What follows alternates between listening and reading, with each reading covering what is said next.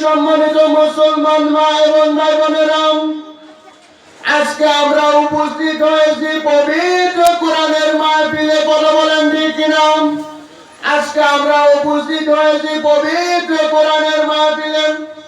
এই কোরআনের সাথে যার মহব্বত থাকবে রে বাজান, কাল কিয়ামতের ময়দানে আল্লাহ পাক আমাকে আপনাকে এই কোরআনের সাথেই হাসর নাসর করাইবেন। জোরে জোরে বলেন সুবহানাল্লাহ।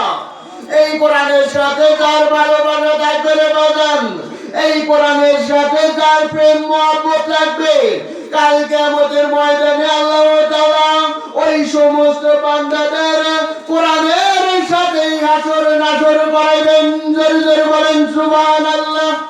এই কারণে ভাই, কোরআনের সাথে আমার আপনার মহব্বত থাকা দরকার আছে কি নাই? কোরআনের মাহফিলের সাথে আমার আপনার মহব্বত থাকা দরকার আছে কি নাই?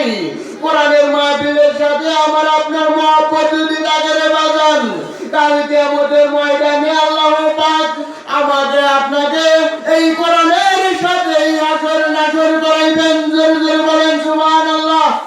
শুধু তাই নয়, আমার আপনার মহব্বত যদি মসজিদের সাথে থাকে রে বাজান, কাল কিয়ামতের ময়দানে আল্লাহ পাক আমাকে আপনাকে ওই মসজিদের সাথে হাসর নাসর করাইবেন। জোরে জোরে বলেন সুবহানাল্লাহ। শুধু তাই নয়, যাদের মহব্বত আলেমদের সাথে থাকবে রে বাজান, যাদের মহব্বত আলেমদের সাথে থাকবে, কাল কিয়ামতের ময়দানে আল্লাহ পাক আমাকে আপনাকে আলেমদের সাথেই উঠাইবেন। জোরে জোরে বলেন সুবহানাল্লাহ। হাদিস শরীফে বর্ণিত আছে রে বাজান, যার সাথে যার মহব্বত থাকবে, যার সাথে যার প্রেম মহব্বত থাকবে, কাল কিয়ামতের ময়দানে আল্লাহ পাক ওই সমস্ত বিষয় বস্তুর সাথে উঠাইবেন। জোরে জোরে বলেন সুবহানাল্লাহ।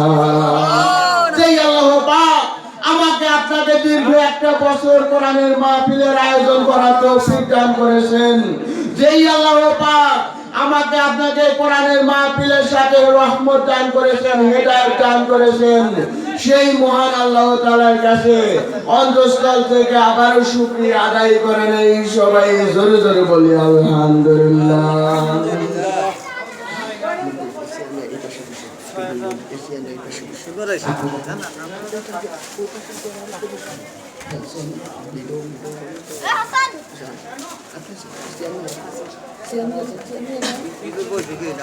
একটু জিকির করে লা ইলাহা ইল্লাল্লাহ, লা ইলাহা ইল্লাল্লাহ।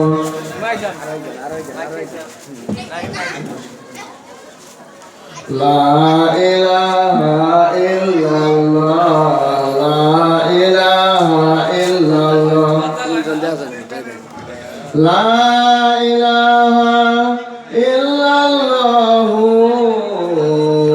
মুহাম্মাদুর রাসূলুল্লাহ। সবাই জোরে জোরে বলি সাল্লাল্লাহু আলাইহি ওয়াসাল্লাম।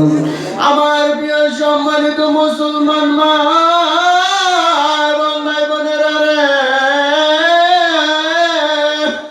হাদিস শরীফে বর্ণিত আছে, কোন বান্দা যখন মারা যায় রে বাজান, মারা যাওয়ার সাথে সাথে তার সমস্ত আমলের দরজা বন্ধ হয়ে যায়। কথা বলেন ঠিক কিনা? বান্দা যখন কোন মানব জাতি যখন মারা যায়, মারা যাওয়ার সাথে সাথে তার সমস্ত আমলখানা বন্ধ হয়ে যায়।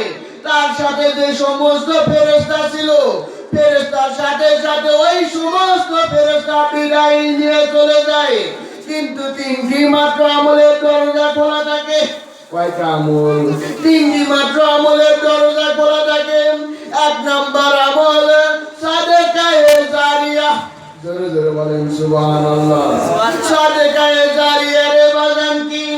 এই দুনিয়ার বুকে আপনি যদি একটি মসজিদ মাদ্রাসা রেখে যান, এই দুনিয়ার বুকে আপনি যদি একটি মসজিদ মাদ্রাসা তৈরি করে দিয়ে যান, ওই মসজিদ মাদ্রাসার সাথে যতদিন পর্যন্ত মানুষ মহব্বত করবে, ওই মসজিদ মাদ্রাসার সাথে যতদিন পর্যন্ত মানুষ নামাজ পড়বে, ওই মসজিদ মাদ্রাসায় যতদিন পর্যন্ত কিয়ামত পর্যন্ত যদি থাকে, আল্লাহ পাক মৃত বাবা মায়ের কবরের ভিতর আজীবন সব লিখে থাকবেন, লিখতেই থাকবেন, লিখতেই থাকবেন। জোরে জোরে বলেন সুবহানাল্লাহ।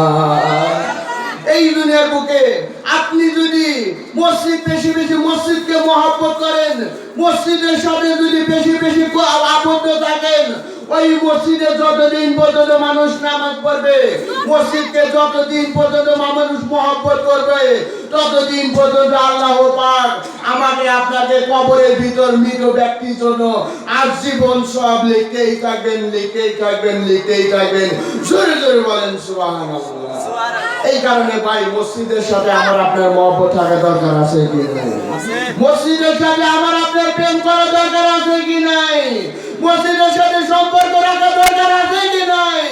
কারণ মসজিদের সাথে আমার আপনার যদি সম্পর্ক থাকে, আমি যদি একটা মসজিদ তৈরি করে দিয়ে যাই, ওই মসজিদের ভিতরে যতদিন পর্যন্ত মানুষ নামাজ পড়বে, আমল করবে, কোরআন পড়বে, কাল কিয়ামত পর্যন্ত আল্লাহ পাক কবরবাসীকে আজীবন সব লিখতেই থাকবেন, লিখতেই থাকবেন, লিখতেই থাকবেন।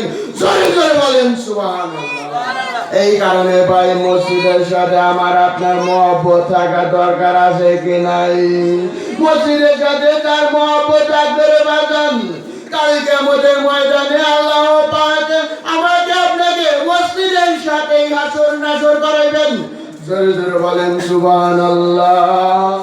এই দুনিয়ার বুকে যে ব্যক্তি একটি মসজিদ আবাদ করে গেল, আল্লাহ পাক জান্নাতের ভিতর তাকে একটি অত্যন্ত সুন্দর মনোরম জান্নাত তার জন্য নিযুক্ত করে রেখেছেন। জোরে জোরে বলেন সুবহানাল্লাহ। এই কারণে দুনিয়ার বুকে কেউ যদি একটা মাদ্রাসা ঘর তৈরি করে দেওয়া যায়, ওই মাদ্রাসা থেকে যতজন পর্যন্ত মানুষ হাফেজ হবে, আলেম হবে, আল্লাহ পাক কবরবাসীকে আজীবন সব লিখতেই থাকবেন, লিখতেই থাকবেন, লিখতেই থাকবেন। জোরে জোরে বলেন সুবহানাল্লাহ। এইভাবে দুনিয়ার বুকে কেউ যদি একটি দ্বীনি প্রতিষ্ঠান তৈরি করে দিয়ে যায়, কোরআনের প্রতিষ্ঠান কেউ যদি তৈরি করে দিয়ে যায়, ওই কোরআনের প্রতিষ্ঠানের ভিতর যতদিন পর্যন্ত মানুষ নামাজ পড়বে রমাদান, ওই কোরআনের প্রতিষ্ঠানে যতদিন পর্যন্ত মানুষ নামাজ পড়বে, ততদিন পর্যন্ত আল্লাহ পাক কবরবাসীকে আজীবন সব লিখতেই থাকবেন, লিখতেই থাকবেন। জোরে জোরে বলেন সুবহানাল্লাহ। এই কারণে ভাই আমাদের সবাইকে কোরআনের সাথে বেশি বেশি মহব্বত করা দরকার, কোরআনকে বেশি বেশি হেদায়েত করা দরকার, বেশি বেশি কোরআনে আমাদের সবাইকে ভালোবাসা দরকার আছে। আমার প্রিয় সম্মানিত মুসলমান মা এবং ভাই বোনেরা,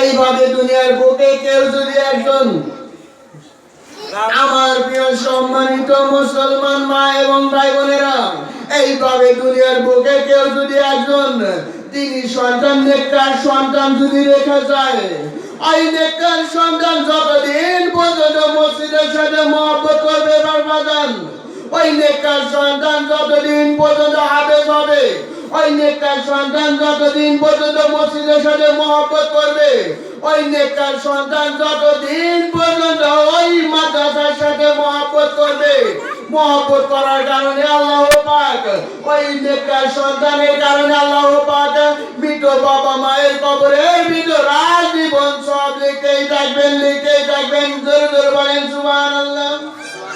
একজন নেককার সন্তান যতদিন পর্যন্ত হাফেজ হবে, ওই নেককার সন্তান যতদিন পর্যন্ত একজন মাওলানা হবে, ওই নেককার সন্তান যতদিন পর্যন্ত মুফতি সাহেব হবে, ওই নেককার সন্তান যতদিন পর্যন্ত কোরআনওয়ালা হবে, আল্লাহ পাক মৃত বাবা মায়ের কবরের ভিতর আজীবন সব লিখতেই থাকবেন, লিখতেই থাকবেন, লিখতেই থাকবেন। জোরে জোরে বলেন সুবহানাল্লাহ। আজ আমরা মেয়ে সন্তানদেরকে ওই কোরআনের পথে দিতে চাই না, কথা বলেন ঠিক না? আজ আমরা সন্তানদেরকে হাফেজ বানাইতে চাই না, আজ আমরা সন্তানদেরকে আলেম বানাইতে চাই না, আজ আমরা সন্তানদেরকে কি বলে এই মাদ্রাসা দিকে লেখাপড়া করাইতে চাই না, কথা বলেন ঠিক না? হাদিস শরীফে বর্ণিত আছে, ওই নেককার সন্তান যদি মৃত বাবা মায়ের যদি জানাজা নামাজ পড়ে, তার মতো মৃত বাবা মায়ের সৌভাগ্যবান বাবা এই দুনিয়ার বুকে আর কোথাও নাই, কথা বলেন কি? এই কারণে রে ভাই আমাদের সবাইকে একজন নেককার সন্তান হওয়া লাগবে, কোরআনওয়ালা হওয়া লাগবে।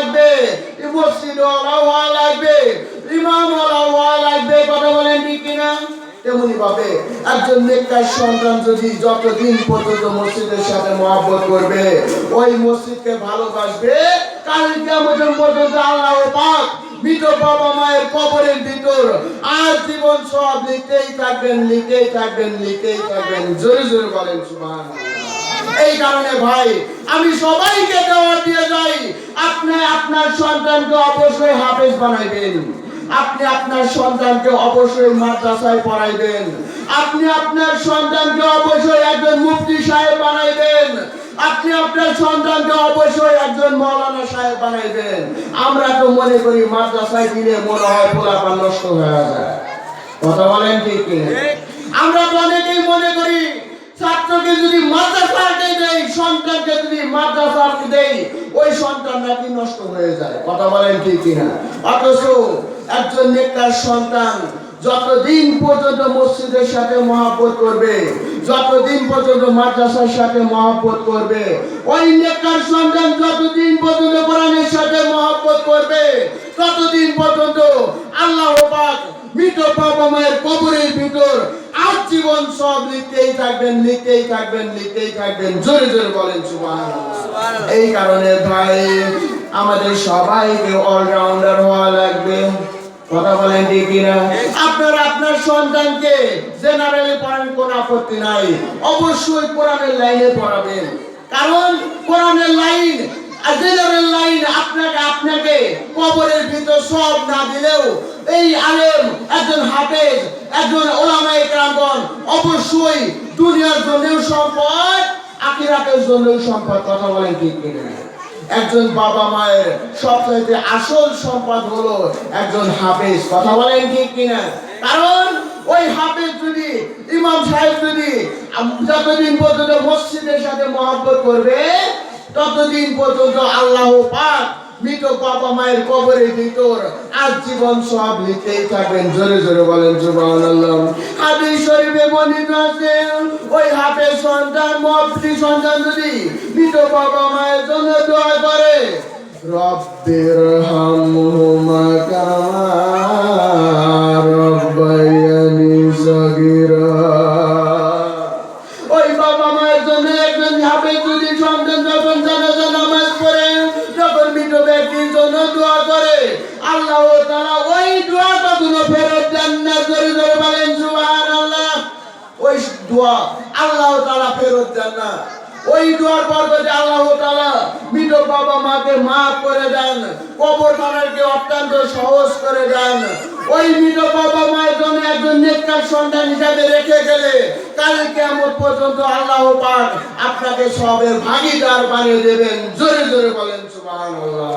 এই কারণে ভাই আপনি আপনার সন্তানকে মাদ্রাসায় পড়াইবেন, অবশ্যই একজন হাফেজ বানাইবেন, একজন আলেম বানাইবেন, একজন কোরআনওয়ালা বানাইবেন, একজন ঈমানওয়ালা বানাইবেন, একজন নামাজওয়ালা বানাইবেন।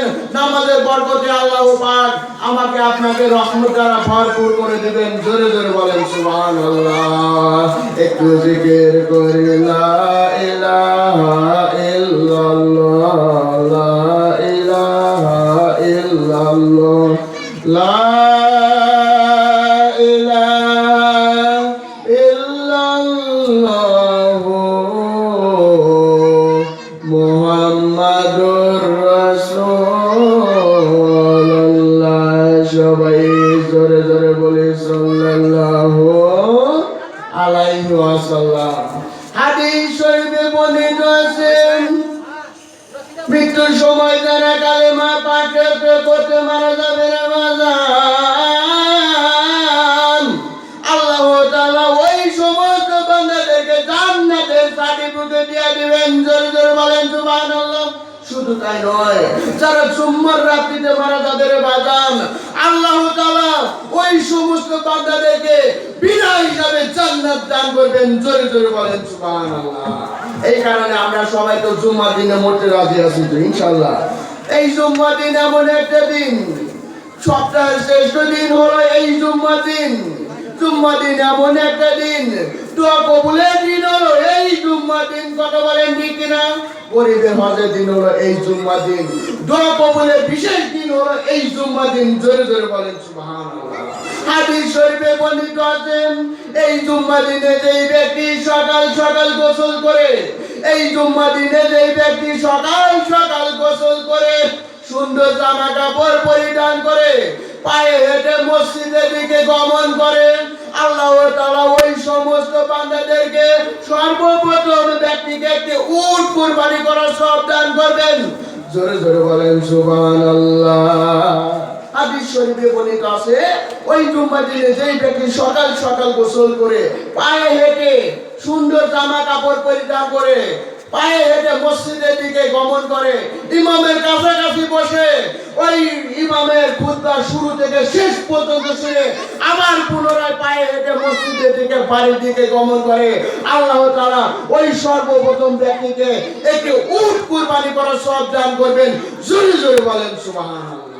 আচ্ছা বলেন তো আমাদের সবাইকে কি উট কুরবানি দেওয়ার সামর্থ্য আছে? বলেন আমাদের কি সবাইকে উট কুরবানি দেওয়ার সামর্থ্য আছে?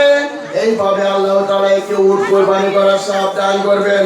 এইভাবে দ্বিতীয়বার যেই ব্যক্তি গমন করবে আল্লাহ তাআলা ওই ব্যক্তিকে একটি গাভী কুরবানি করার সওয়াব দান করবেন। জোরে জোরে বলেন সুবহানাল্লাহ।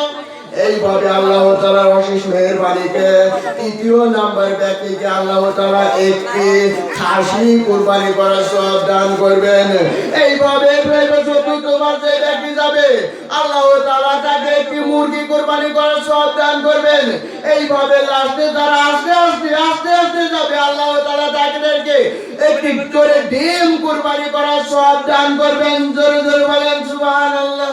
শুধু তাই নয়, এই জুম্মা দিনে যেই ব্যক্তি নবীর উপর একবার দরুদ শরীফ পাঠ করবে আল্লাহ তাআলা তাকে 10 বার রহমত দান করবেন। জোরে জোরে বলেন সুবহানাল্লাহ। ওই নবীর উপর যেই ব্যক্তি একবার দরুদ শরীফ পাঠ করবে আল্লাহ তাআলা তাকে 10 বার রহমত দান করবেন। জোরে জোরে বলেন সুবহানাল্লাহ। শুধু তাই নয়, এই জুম্মার দিনে আল্লাহর হাবিব রাসূলুল্লাহ সাল্লাল্লাহু আলাইহি ওয়াসাল্লাম ফরমাইয়াছেন, সাহাবাদেরকে প্রশ্ন করে বললেন, হে সাহাবাগণ, এই জুম্মার দিনে এমন একটা সময় আছে, এই জুম্মার দিনে এমন একটা সময় আছে যেই সময় আল্লাহ তাআলা দোয়াখানা কবুল এবং মঞ্জুর করে নেন। সাহাবাগণ প্রশ্ন করে বললেন, ইয়া রাসূলুল্লাহ সাল্লাল্লাহু আলাইহি ওয়াসাল্লাম, সময়টা কখন? এবার আল্লাহর হাবিব রাসূলুল্লাহ সাল্লাল্লাহু আলাইহি ওয়াসাল্লামের কাছে প্রশ্ন করার সাথে সাথে আল্লাহর হাবিব রাসূলুল্লাহ সাল্লাল্লাহু আলাইহি ওয়াসাল্লাম বললেন, জুম্মা দিন যেই ব্যক্তি বাদ আসর থেকে মাগরিবের নামাজ পর্যন্ত যেই ব্যক্তি বেশি বেশি ইস্তেগফার পাঠ করবে, ওই মুহূর্তে যেই ব্যক্তি আল্লাহর কাছে দোয়া করবে আল্লাহ তাআলা তার দোয়া খারাপ কবরে ফেরত দেন না। জোরে জোরে বলেন সুবহানাল্লাহ। সময়টা হলো বাদ আসর হতে বাদ মাগরিব পর্যন্ত। কেউ যদি এই সময় 2 ঘন্টা 3 ঘন্টা যাবত ইস্তেগফার পাঠ করে, বেশি বেশি আল্লাহর কাছে দোয়া করে, বেশি বেশি নেক আমলের কারণে ওই জুম্মা দিনের উসিলা করে আল্লাহ পাক ওই বান্দাকে রহমত দ্বারা ভরপুর করে দেন, নিয়ামত দ্বারা ভরপুর করে দেন, তার দোয়া করা কবুল এবং মঞ্জুর করে নেন। জোরে জোরে বলেন সুবহানাল্লাহ। এই কারণে ভাই আমাদের সবাইকে জুম্মা দিন আগে আগে যাবেন না পরে পরে যাবেন? আমাদের সবাইকে জুম্মার দিনে আগে আগে যাওয়া দরকার না পরে পরে যাওয়া দরকার? আপনারা জুম্মার দিনে আল্লাহ তাআলা যেন মৃত্যুটা জানে জুম্মার দিনে দেন আল্লাহ। আমরা মৃত্যুটা যেন আল্লাহ তাআলা কোরআনের সাথে দেন আল্লাহ। মৃত্যুটা আপনি আমাদেরকে রহমতের সাথে দেন আল্লাহ। মৃত্যুটা যেন শহীদের মৃত্যু দান করেন আল্লাহ। মরেই যাব, কোরআনটা অবশ্যই নিয়ে যায়। কথা বলেন ঠিক কিনা? আলহামদুলিল্লাহ। যতগুলো কথা বললাম কথাগুলোর উপর ভুল ত্রুটি হয়ে যায় ক্ষমার দৃষ্টিতে দেখবেন। আপনারা সবাই আমার জন্য দোয়া করবেন, আমি যেন আপনাদের কাছে কোরআন এবং হাদিসের আলোকে আলোচনা করতে পারি ইনশাআল্লাহ। ওয়া আখিরু দাওয়ানা আলহামদুলিল্লাহ। আসসালামু আলাইকুম ওয়া রাহমাতুল্লাহি ওয়া বারাকাতুহু। সম্মানিত এলাকাবাসী, এই পর্যায়ে আপনাদের মাঝে কোরআন এবং হাদিসের আলোকে অত্যন্ত মহামূল্যবান আলোচনা পেশ করবেন সুদূর উল্লাপাড়া থেকে আগত হযরত মাওলানা মোহাম্মদ, শিবপুর খুকরি থেকে আগত হযরত মাওলানা মোহাম্মদ শাহ আলম সরকার সাহেব। হযরত মাওলানা মোহাম্মদ শাহ আলম সরকার সাহেব, আমি হুজুরকে তার মহামূল্যবান বয়ান পেশ করার জন্য সবিনয় অনুরোধ জানাচ্ছি। আসসালামু আলাইকুম ওয়া রাহমাতুল্লাহ।